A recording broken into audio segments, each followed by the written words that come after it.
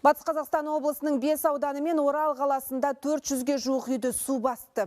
Қала мен 4 ауданда табиғи сипаттағы төтенше жағдай жарияланды. Қала іргесіндегі Подстепный ауылында да жағдай күрделі.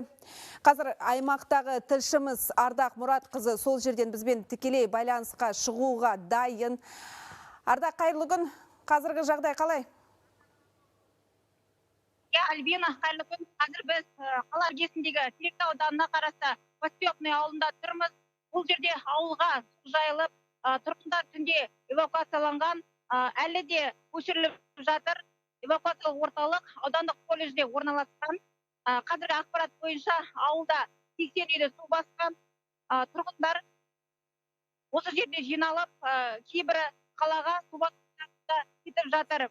Дәл қазір біз Орал халықаралық әуежайға барар жолда тұрмыз.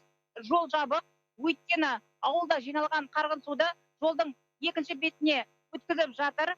Бұл жерде құтқарушылар, полиция және жергілікті әкімдік өкілдері күшпен құрылымы жұмылдырылған. Сондай-ақ өңірде Шаған мен Еркөл өзені арнасынан асып жатыр. Апаттың алдын алу жұмыстары басталып кетті. Кардиология орталығындағы 77 науқас қалалық ауруханаға көшірілді.